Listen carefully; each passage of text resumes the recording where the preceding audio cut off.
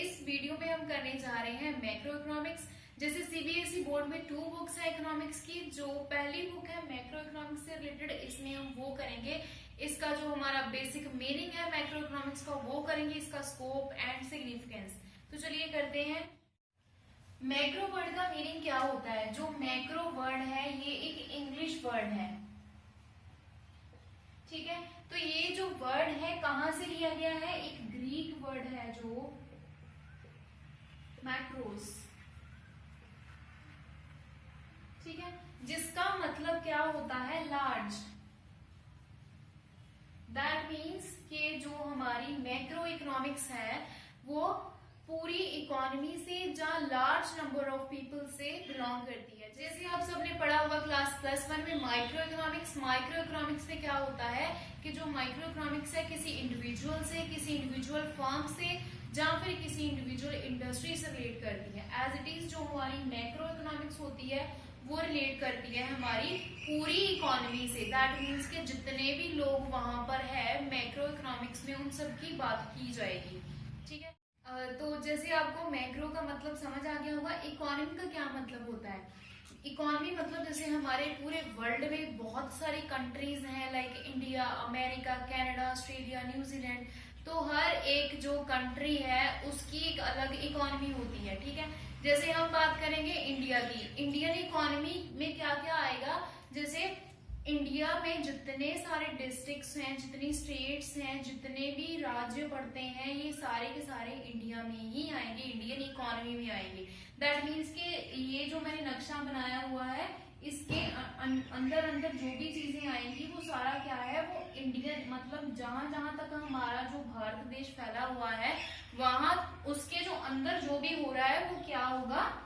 वो Indian economy होगी,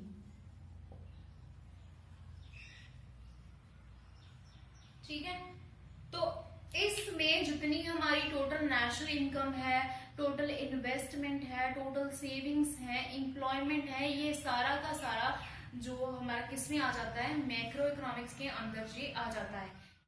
next हमारी डेफिनेशन जो है, macro economics deal with the functioning of the economy as a whole. That means के जितने भी फंक्शंस हो रहे हैं हमारी इकोनॉमी में वो सारे के सारे किसमें आएंगे? मैक्रो इकोनॉमिक्स में। ये सिंपल सी डेफिनेशन मैंने इसलिए आपको बताई है ताकि आपको आपके एग्जाम में याद हो जाए जल्दी, क्योंकि बहुत सारे ऑथर्स ने बहुत सारी अपने अकॉर्डिंग डेफिनेशंस दी हुई हैं इनकी। एक डेफिनेशन में आपको और करवाती हूँ। Macro economics is concern with the economy as a whole और large segments of it. That means कि जो हमारी मैक्रो इकोनॉमिक्स है वो सारी की सारी इकोनॉमी से रिलेट करती है और लार्ज सेगमेंट्स हैं जो हमारी इकोनॉमी के उससे भी रिलेट करती है, ठीक है।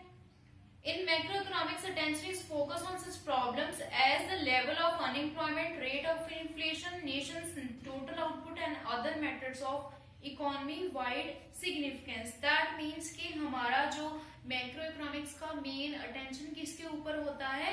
हमारी इकोनॉमी से रिलेटेड कौन कौन सी प्रॉब्लम है, अनएम्प्लॉयमेंट से रिलेटेड कौन सी प्रॉब्लम है, ठीक है, इन्फ्लेशन रेट क्या है, टोटल आउटपुट कितनी हो रही है, या अदर ऐसे कुछ सब्जेक्ट जो जिनका बहुत जरूरी होता है हमारी इकोनॉमी में रोल, उसके ऊपर जो हमारी मैक्रो इकोनॉमिक्स है वो फोकस करती है, ठीक है। चलिए नेक्स्ट करते हैं हम scope of macro economics. Scope का क्या मतलब होता है? एरिया ऑफ स्टडीज कह सकते हैं कि कौन कौन सी फील्ड्स हैं जो मैक्रो इकोनॉमिक्स के अंडर कवर होती हैं। तो फर्स्ट ऑफ ऑल है हमारी नेशनल इनकम एंड आर का मतलब है रिलेटेड एग्रीगेट्स। दैट मीन्स कि हमारी कह सकते हैं जो हमारी नेशनल इनकम है वो बहुत ही ज्यादा इंपॉर्टेंट पार्ट है हमारी मैक्रो इकोनॉमिक्स का। नेशनल इनकम का क्या मतलब है? हमारे इंडियन इकोनॉमी में, अगर हम इंडिया में जैसे रहते हैं तो हम इंडियन इकोनॉमी की बात करेंगे, तो हमारे जितने भी इंडिया में लोग हैं जो 18+ हैं, जो जॉब कर रहे हैं, उनकी जो इनकम है एक साल की उसको हम कहते हैं नेशनल इनकम। नेशनल इनकम और उसके जो रिलेटेड एग्रीगेट्स हैं जैसे जीडीपी है, एनडीपी है। दैट मीन्स जीडीपी का क्या मतलब होता है? Gross domestic product. Gross domestic product का क्या मतलब होता है? एक साल में जितने भी हम गुड्स एंड सर्विसेज प्रोड्यूस करते हैं उनकी मॉनेटरी वैल्यू क्या होती है, उसको हम कहते हैं जीडीपी।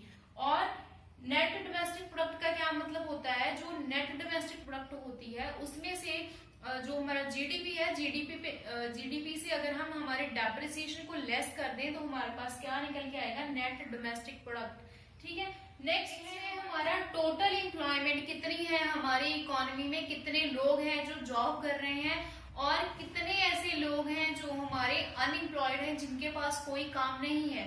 ठीक है, तो इसके एम्प्लॉयमेंट से रिलेटेड जो भी प्रॉब्लम्स हैं, जो कुछ भी है, वो सारा कुछ मैक्रो इकोनॉमिक्स में कवर होता है। ठीक है, नेक्स्ट है हमारी theory of money. Theory of money में क्या आएगा कि हमारी जो इकोनॉमी है उसमें मनी की सप्लाई जैसे कौन करता है, हर एक इकोनॉमी में एक बैंक होता है, सेंट्रल बैंक, जैसे हमारे इंडिया में आरबीआई है जो पूरी इकोनॉमी में मनी सप्लाई करता है। ठीक है, दैट मीन्स वो डायरेक्टली नहीं करता, वो आगे जो कमर्शियल बैंक्स होते हैं उनको देता है, और जो हमारी छोटी छोटी जरूरतें हैं, हमारी सेविंग्स हैं, जहां हम लोन लेते हैं तो हम कमर्शियल बैंक से लेते हैं, तो दैट मीन्स कि उसका क्या फ्लो होना चाहिए मनी का, मनी से रिलेटेड जितनी भी टर्म्स हैं वो किसमें आएगी, स्कोप ऑफ मैक्रो इकोनॉमिक्स में। नेक्स्ट है प्राइस लेवल।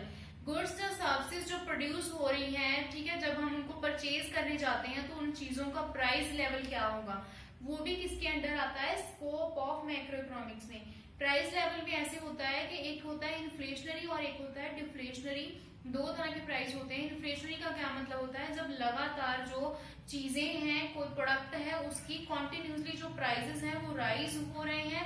ठीक है, जहां फिर डिफ्लेशनरी में क्या है कि किसी न किसी कारण करके जो हमारे प्राइसेस हैं वो कम हो रहे हैं चीजों के, तो ये सारा कुछ आ जाता है प्राइस लेवल की थ्योरी में। ठीक है, तो ये भी एक बहुत ही इंपॉर्टेंट पार्ट है हमारी मैक्रो इकोनॉमिक्स का।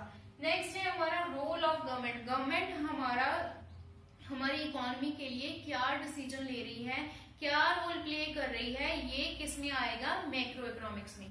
ठीक है, हमारा एक्सचेंज रेट्स। एक्सचेंज रेट्स का क्या मतलब होता है, अगर एक कंट्री जो है दूसरी कंट्री से कुछ परचेज करना चाहती है या सेल करना चाहती है, तो जैसे हमारी इंडियन इकोनॉमी में करेंसी क्या है, रुपीज। अगर हम अमेरिका की बात करें तो वहां पर डॉलर्स हैं, एज इट इज हर कंपनी की एक करेंसी होती है। तो अगर हमने अमेरिका से कुछ चीज परचेज करनी है, जो सेल करनी है, तो उसके लिए एक एक्सचेंज रेट होता है। ठीक है, तो उसका जो एक्सचेंज रेट है एक्सपोर्ट एंड इंपोर्ट का, वो भी किसके अंडर आता है, मैक्रो इकोनॉमिक्स का वो भी एक पार्ट है। तो ये था हमारा scope of macro economics. Next है हमारा significance of macro economics. First of all इसमें आता है description of economy. That means कि जो हमने स्कोप में पढ़ा है, जैसे नेशनल इनकम है, एम्प्लॉयमेंट है, अनएम्प्लॉयमेंट है, नेशनल इनकम कहाँ कहाँ से आ रही है, कौन कौन से सोर्सेस हैं, ठीक है, कहाँ कहाँ से इनकम जनरेट हो रही है, वो सारी इनकम इसमें आ जाएगी। फिर एम्प्लॉयमेंट कितनी है, किन लोगों के पास काम नहीं है, उसके रीजंस क्या हैं, जो भी ऐसी सारी चीजें हैं, गवर्नमेंट कितने रूल्स एंड रेगुलेशंस बना रही है, तो ये सारा कुछ क्या आएगा, इसमें आएगा डिस्क्रिप्शन ऑफ इकोनॉमी में। ठीक है, सेकंड है हमारा ग्रोथ एंड डेवलपमेंट। इसका क्या मतलब है, जो हमारी इकोनॉमी है, मैक्रो इकोनॉमिक्स है, उसके वो हमें क्या बताती है कि हमें कहाँ कहाँ पर किस किस जगह पर ग्रोथ एंड डेवलपमेंट की जरूरत है, वहां पर उसके अकॉर्डिंग ही हम पॉलिसीज बनाएंगे ताकि हमारी जो इकोनॉमी है वहां से ग्रो करे एंड डेवलप हो सके। ठीक है, नेक्स्ट है इकोनॉमिक स्टेबिलिटी। इकोनॉमिक स्टेबिलिटी का क्या मतलब है, जो हमारी मॉनेटरी पॉलिसीज है जो सेंट्रल बैंक ऑफ इंडिया बनाता है, जहाँ फिर फिस्कल पॉलिसीज बनाई जाती है गवर्नमेंट के द्वारा, उन दोनों को यूज करके हम एक इकोनॉमी में स्टेबिलिटी ला सके ताकि हमारी जो इकोनॉमी है एक स्टेबल इकोनॉमी रहे। ठीक है, नेक्स्ट है हमारा poverty and environment pollution. That means के